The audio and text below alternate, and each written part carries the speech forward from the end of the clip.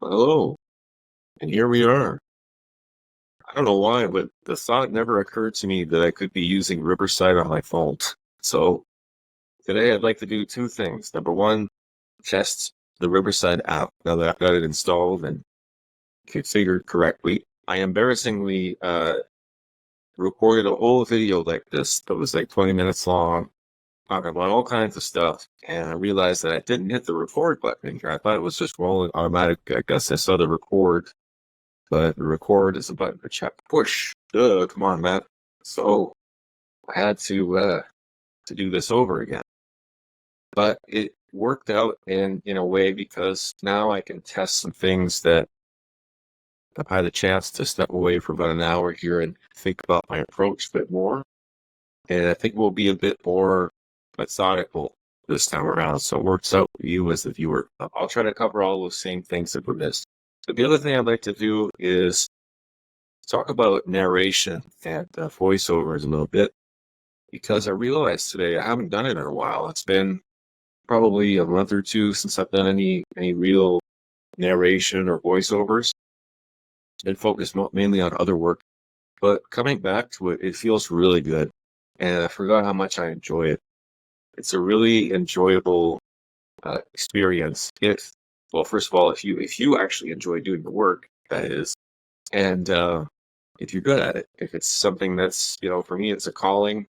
It's something I've always done since I was a very small child. I was recording myself with my boombox and my voice recorder. So this just makes sense for me. But I can see how it could be frustrating for a lot of people. There's a lot involved. There's a lot of retakes. There's a lot of frustration if your vocal cords are not working for you.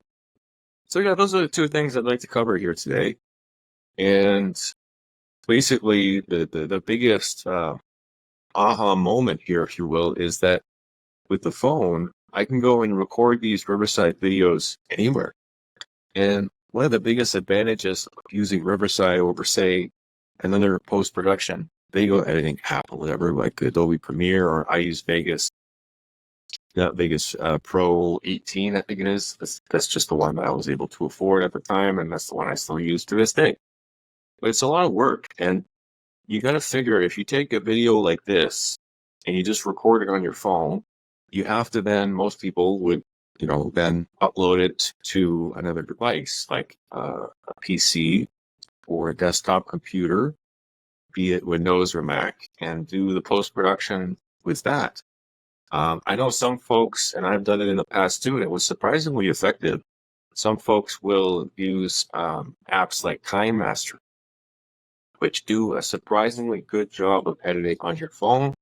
But I think for most people, you're going to take your raw video, if you're going to dump it on your computer, and then you're going to do your editing there. And it's intensive. Like, that's where the advantage is with Riverside, is that you can use their built-in AI-assisted tools to do all the editing for you. It kind of, it doesn't do a perfect job, of course, but, it takes out a lot of the labor of cutting out and splicing things and removing silences, especially now. Hopefully it improves over time as far as filler words. I would love if it would take out, just like I just did right now, is take out those little stumbles that we do, those little repetitions, those little uhs and ums, and the filler words.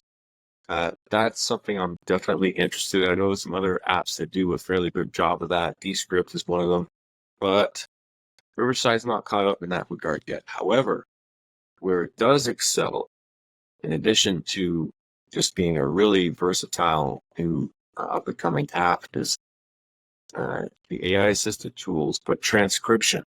It does a phenomenal job with transcription. Now, again, you need to refine your script a little bit after when you're done, but you can take virtually any video or audio file, I think, too, and upload it into your studio. And from there, it can generate a text file, which you can then copy into a Word or whatever. And it can even generate captions, which is nice. So, because making subtitles and those files, it's a grueling process to do manually. I've done it. Now there's all kinds of apps, of course, that help you to do that and automate the process. And of course, now AI is doing all that by itself. But, for a long time there, like we were creating these captioning files from scratch, and it was tough. Even from a template or with template software, it was still tough. Because you're going with line by line, word for word, syllable by syllable sometimes. So it was pretty brutal. So the technology has come a long way. And I guess that's why I'm combining these two things in the video, is that they tie nicely together. They are hand in hand, because you figure with the narration work, AI has come to the rescue there as well. And it certainly has. Now, going back to the voice acting side of things here for a moment as well, you can't replace the need for, not at this stage anyway, not at this day and age, not in this time. You can't replace a human completely with AI voice. It's getting pretty close. Okay, my voice clone is surprisingly convincing. I've had a friend of mine who's known me for 15, 20 years and has said, I've listened to it 3 times. I sent him a little voice clip that I did with the software. And he said, I listened to it 3 times. I can't believe this is not you. It has all the little subtleties and nuances of my voice built in, because it's figured out how to crack the code of my voice. It's a little scary, right? It's something that we definitely need to put some thought into as far as the ethical side of it. But it's also exciting. That's why software like this and the voice clone software that I use, all kinds of other AI tools, I'm super excited. I'm super stoked about these things. But I see where some people are more hesitant or fearful. I don't think there's anything to be fearful of right now. But of course, we want to get to that point. But right now, if you're not using these softwares, if you're not leveraging them in your own work, especially as a professional services consultant or whatever, you're really falling behind, and because everyone else is using it, and it's pretty much become a standard. I should say everyone, but the vast majority of people are using the software where they can, or they're using the tools. I don't know too many people in my space that are not using things like ChatGPT, for example, to just bounce ideas off of, or to refine their language a little bit. By no means is anyone I know having the AI do all the work for them. That's just not happening. And I know there's some instances of that, but that's like the number one thing that people point to is, it's going to take away jobs. And it's actually going to create a lot of jobs too, probably more jobs than it's going to take away. And the jobs that we're taking away are really not things that people generally want to do anyway. Like, for example, I'll give you a really good example, is IVR systems. This ties into this video perfectly. IVR is one way as a voice actor that you could make a living. Make a living. It's a bit of an overstatement there, but you can earn, some compensation for yourself for your labor through these means, which is basically being the IVR system for whatever it is. For sales, press 1. For customer service, press 2. Like, someone has to record that. Now it's often AI, but for a long time there, it was people doing the voice and recording all of those WAV files or whatever, and then integrating them into the corporate system. But it's brutal. It's really bad. I've done a little bit of that kind of work, and it's tough. Like, if that's what you do, you probably get into a groove and we figure out a good workflow. It's not maybe not that bad. Same could be said for audiobooks. That is a marathon when it comes to voice acting, when it comes to narration and voiceovers. Audiobooks is a marathon of that, because you figure sometimes a book could take 2-3 hours for an average size book. Like, take 3 hours to read through it, 4 hours, now they're gone. So think about that: 3 or 4 hours of straight talking, of reading, of not just reading, of narrating, which is a whole other animal. Reading is one thing, but when you're narrating, how many times do you have to redo takes and all the post-production if you're the one doing that? There's a lot of work involved. And the same could be said, going back now to the video editing part of all this, The same could be said for that. With Riverside, I can have this program do the editing for me. And again, it's not going to do a perfect job, but it'll take a lot of the labor out of it for me. Cut out all those silences and make little clips out of it, AI. And it might take an hour or two to do it versus the usual ratio is 1 hour of video to about 4 or 5 hours post production. There's a lot involved that people don't realize. For a 1 hour raw video, you're looking at least 4 to 5 hours of post production, video editing, rendering, possibly compression and sound treatments.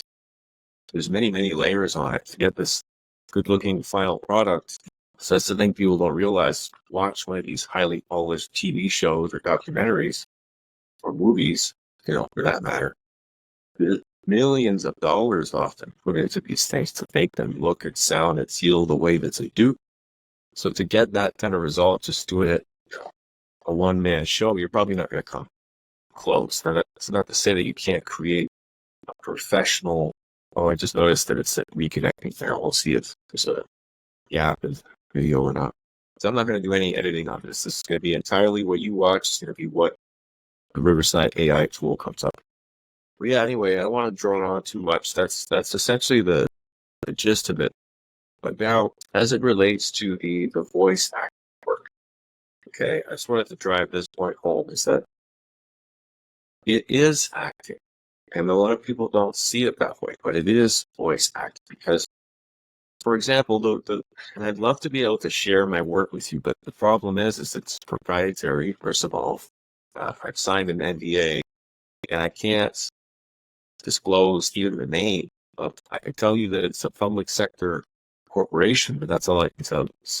That's the primary client that I'm working with right now. That's been working with them for probably over a decade now. So they know me very well. They come back to see me specifically because they know that I can bring it, right? Bring the a consistent effort, a consistent experience for their users. Because these are people that are taking mostly compliance training and procedural training online, and they have to meet certain criteria, and I'm the voice behind that. It's very difficult for a lot of people, myself included, to make something that, first of all, you don't know. You don't really know it, but you have to make it sound convincing.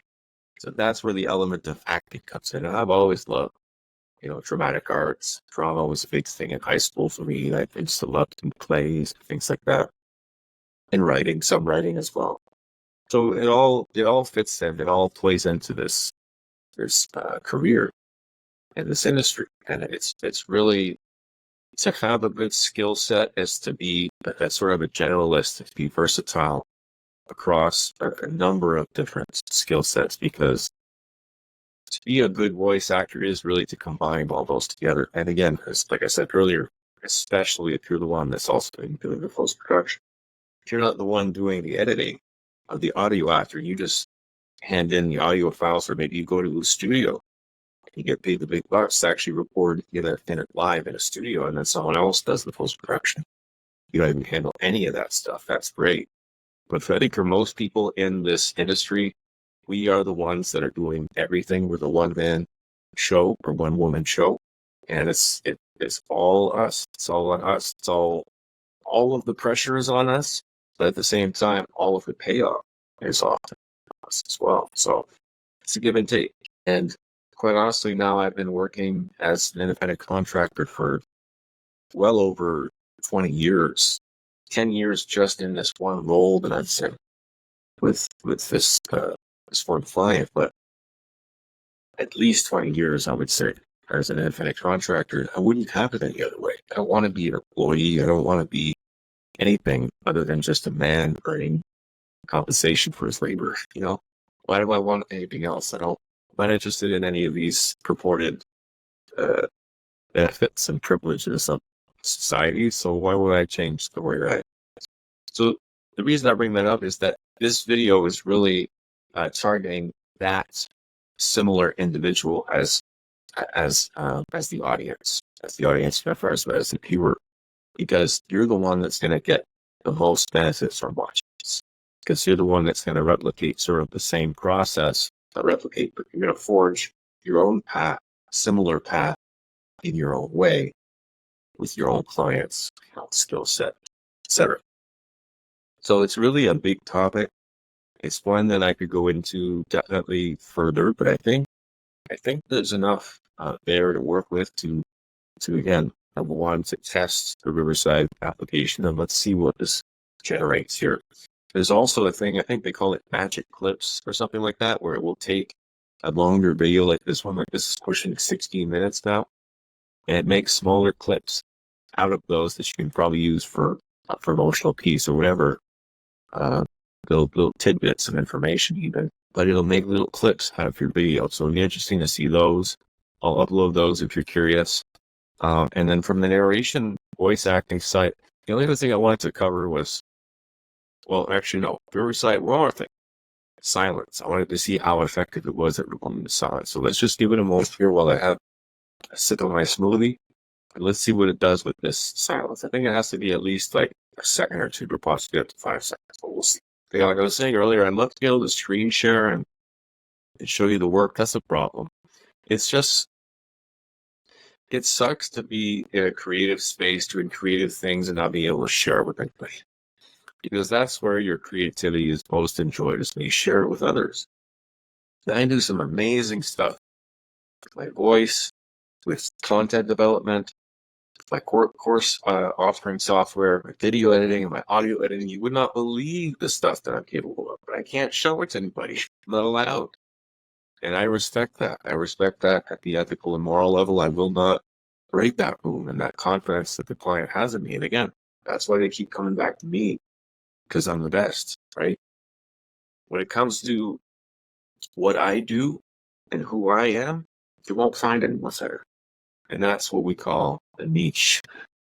And that's what keeps me and my family fed, right? And you can find that in a number of different things. Endless amount of different industries and possibilities there. So it's not just this, it's not just voice acting, it's not just content development.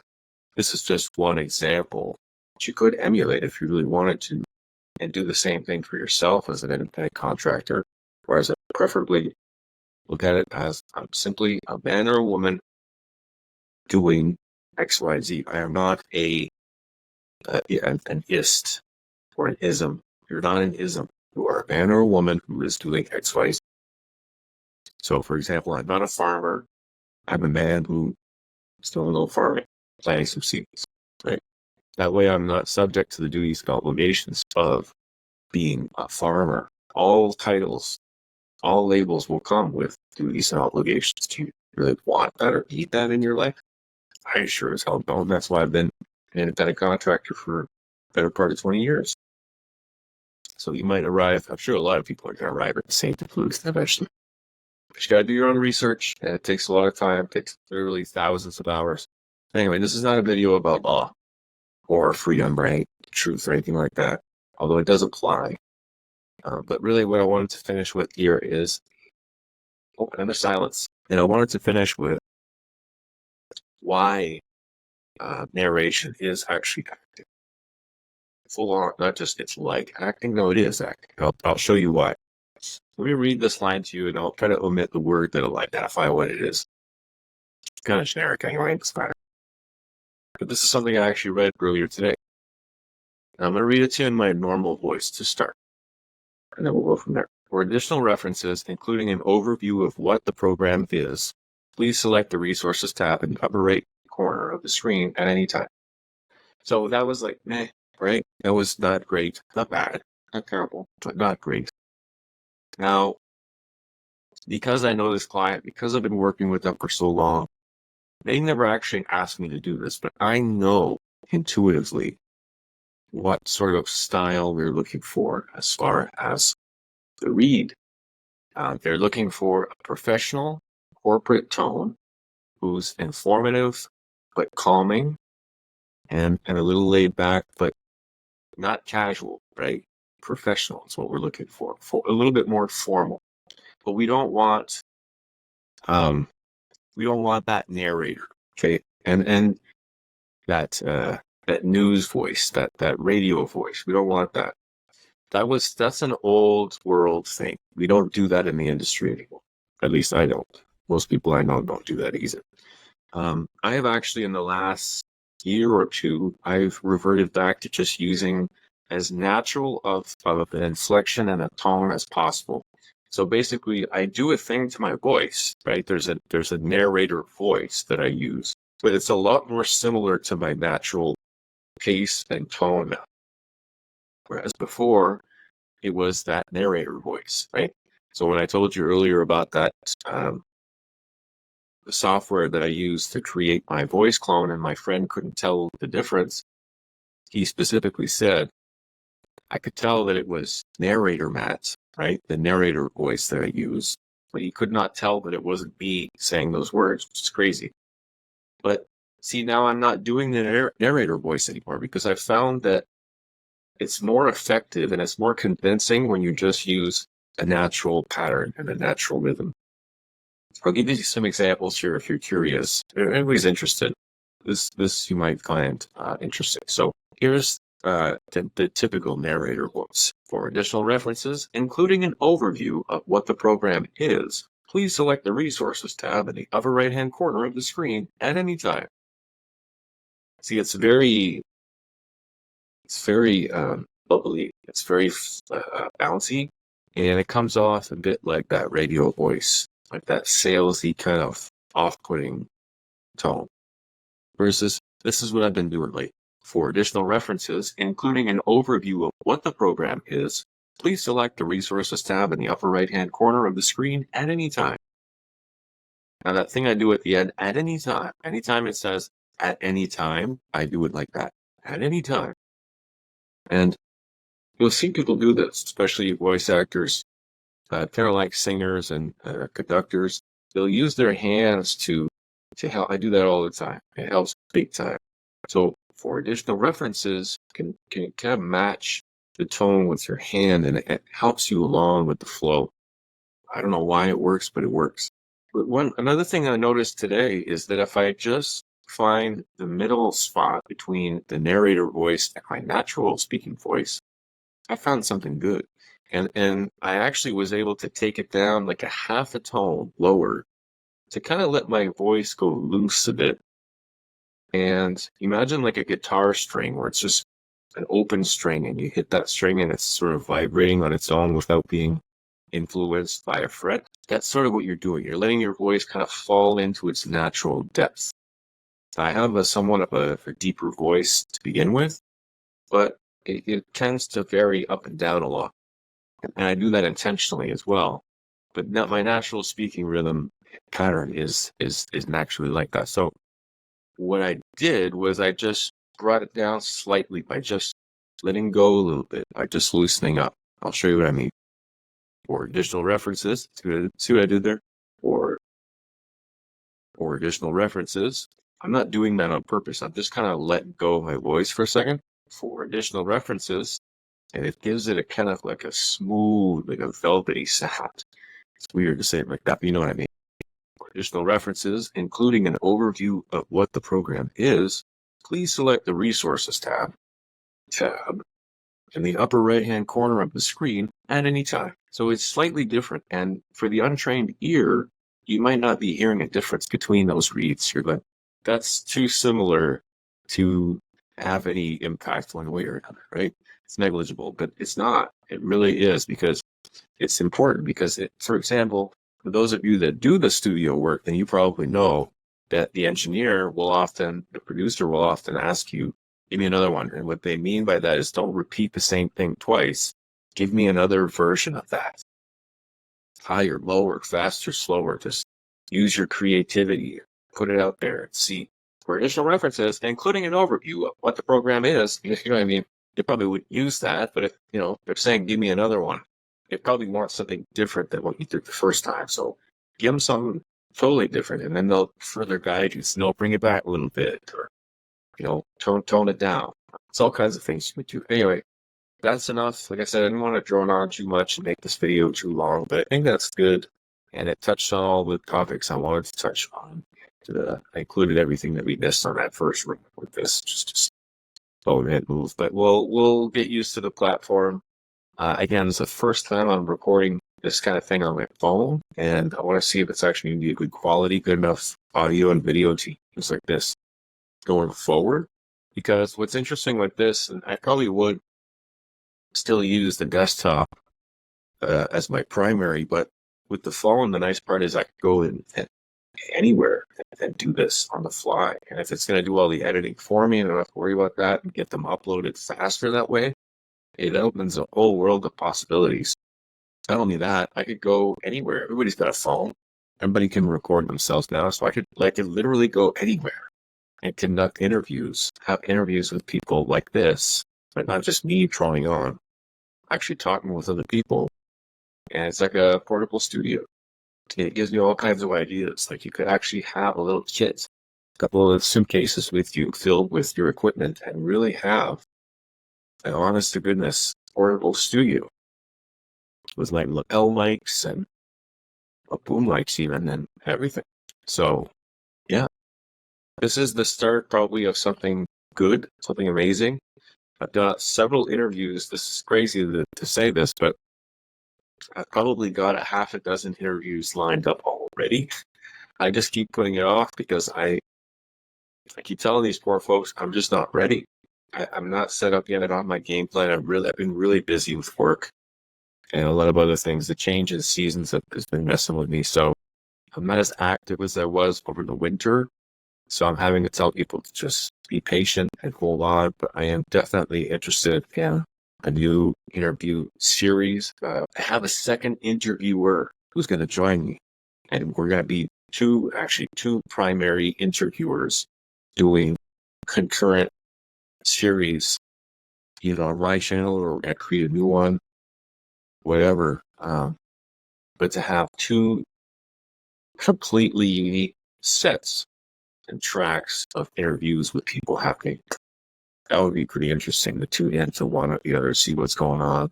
Maybe they could each be themed slightly differently. So if you're interested in this, you go watch this one. If you're interested in that, go over here, you know? So as always, I have no shortage of ideas.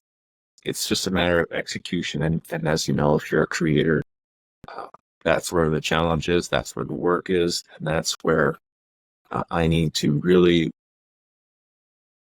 put the, pedal to the floor and just make it happen. So that's what I'm going to do now. I'm going to go examine this video and finish this processing. I'm really curious to see how this turns out and how the audio and video quality is. This is pretty neat, though. It's very intuitive, easy to understand if you remember to push the record button. You can invite people, you can chat, adjust different things. It's exactly like the desktop one, just the UI is different, obviously. And invite people, mute speaker. I could screen share if I wanted to, I think, somehow, but I don't know how to do that. Right, I can share right now anyway. Invite people. I don't know if you can screen share on the phone, but I suppose you could have also, like, we could do an overview of Riverside some other time, but I suppose you could also have your phone for your audio and video, or one or the other, or both, and then have your screen sharing on a desktop with a separate login. Not sure how that would work, but lots of exploring to do. Riverside has quickly become a front runner in this game, so I'm curious to learn more. I had the license now for several months, I was saying before, so I'm just now getting around to having the time and bandwidth to play around with it. So if you're, of course, watching this and you know more about Riverside and want to add some tips for the channel and for everybody watching, I would definitely welcome that, encourage that. Otherwise, if you're learning like I am, then feel free to tune in and share your feedback on what you think of this and any ways that you can think of to improve it, what you'd like to see next, anything you'd like to see more in depth, how we can improve things, any constructive feedback, any and all constructive feedback is most welcome. Thanks for watching, my friends. Thanks for humoring me with this. This is a bit of an unusual video, I know, but then again, if you watch this channel, you know I make a lot of those unusual videos. I even say that. So thanks for watching, and let me know what you think. Take care, be well. See you next time. Now, just to share with you the rest of the process, and I realize the sound is not great on my desktop computer like this. I'm using the desktop audio, and there's a bunch of fans that they're probably getting picked up on, but just bear with me for this part. So just to let you know what happened, after I hit the stop recording button, I stayed in the call, and it looks like I'm actually still in the call on Riverside. And then it told me to keep the app open while it was uploading some files. It took about 5 or 10 minutes. Then it showed up on the web version. And now, as you can see here, I'm able to edit and manipulate it and start the editing post-production process on the web version. And yes, I realize there's too many mats on the screen. This should never happen. It's breaking the fabric of space and time, but we're almost there. The other thing I'm waiting for is the transcription, which can take, 15-20 minutes or so. I've seen it take up to a half hour or so, but it's not a big deal. Step away, come back, and then that transcription should be available. And then once you have the transcription, then it can also do, as it was saying here, let AI write your show notes. So you'll have automatic show notes. You'll have what I was talking about earlier. You can do the magic clips. You can do a full episode, which it says right here will add captions, remove silence with one click. And you can further customize that a little bit. And then start from scratch is just regular editing over in the studio, which I'll probably do a little bit because I made a few mistakes I'd like to clean up. But I'm going to use Riverside entirely. I'm not going to use anything else to do the editing. Now I'm going to have to combine what you're watching now with this other movie that we just made. So I will have to use Vegas for that. Although there probably is a way to do that in studio, in the Riverside studio, but I'm not sure how. So if I can't figure that out, I'm probably going to use Vegas just to piece those two things together. But the actual post-production process is not being done in Vegas whatsoever. So what you're watching now is basically what came out of Riverside. And I'm hoping, fingers crossed, that it's amazing. That you fell off your chair and you're on the floor right now. You can't believe how amazing it is. Hello, and here we are. I don't know why, but the thought never occurred to me that I could be using Riverside on my phone. So today I'd like to do two things. Number one, test the Riverside app now that I've got it installed and configured correctly. I embarrassingly recorded a whole video like this that was like 20 minutes long, talking about all kinds of stuff, and I realized that I didn't hit the record button. You can see here that it tried really hard to fix my crappy audio, but it just couldn't do a good job. It sounds pretty weird, and it makes me sound very strange at some of the bottom out parts of my voice. The upper parts are okay, but the lower portions kind of like drop out in a weird way that makes me sound raspier than normal. So not the most successful attempt there, but otherwise the editing was good. And I love the way that it removed all the silences and trimmed things up by almost a minute. Hello. Here's the original audio just for comparison. I don't know why, but the thought never occurred to me that I could be using Riverside on my phone. So today I'd like to do two things. Number one, test the Riverside app now that I've got it installed and configured correctly. I embarrassingly recorded a whole video like this that was like 20 minutes long, talking about all kinds of stuff, and I realized that I didn't hit the record button in here. I thought it was just rolling automatic. I guess I saw the record, but the record is a button to check. Push. Duh, come on, Matt. So One of the big pluses here is that the subtitles are spot on. There are very minor punctuation and grammatical errors here and there, but otherwise it did a fantastic job for that. Another really nice feature is the show notes. It does a phenomenal job of capturing just about anything you would need for a YouTube video, including your description, tags, keywords, you name it, it's there. Even some key takeaways and some sound bites, which is really cool. I can think of all kinds of different ways of using this, like a blog post or social media. I really like what they've done here. Narration or voiceovers and focus mainly on other work. But coming back to it, it feels really good. And I forgot how much I enjoy it. And I'm really It's impressed a with the really way the video enjoyable looks in the final product. I don't know experience what they and do to it, well, first but of it all, if looks you great. actually enjoy doing the work, that is. Way And better than the preview you see when you're it's editing the something video. that's, for me, it's a calling. It's something I've always done since I was a very small child. I was recording myself with my boombox and my voice The recorder. magic So clips for some reason didn't work. I this tried it was 3 exciting times for and it me. failed every time, And so I'll have to do I more know it can be research and figure frustrating out why it's doing because there's a that. lot involved. There's a lot of retakes. There's a lot of frustration if your voice, if your vocal cords are not working for you. So, yeah, I'm excited.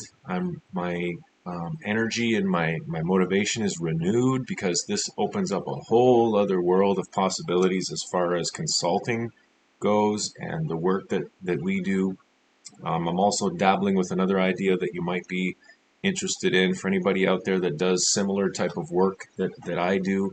If you're in the content development space, if you do audio narrations and voiceovers and voice acting and productions and even event productions, it all falls into the same category, or conferencing, whatever. If you're in the LMS space or HCM, if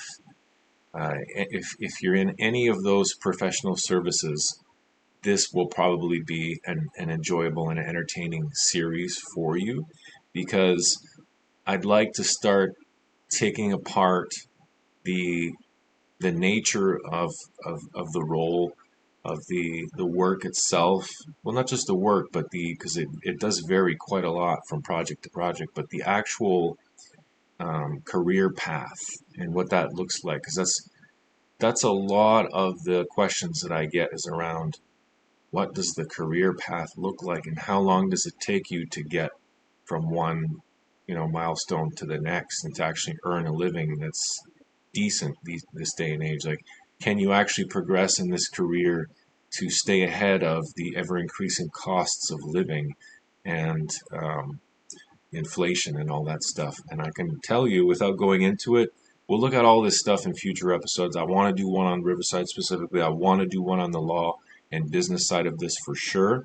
But for now, just rest assured, I can tell you with utmost certainty that as an independent contractor, any compensation for your labor, you can definitely make a living and earn enough for yourself and for your family, for a small family. Just enough to get by. You're not going to be buying Lamborghinis anytime soon, but you're going to have enough that you can, keep a roof over your head and keep your belly full. That much I can attest to. So, again, thanks for watching. I hope that the final product is to your satisfaction, young sir or madam. And let me know what you think. Again, be well, take care, and see you next time.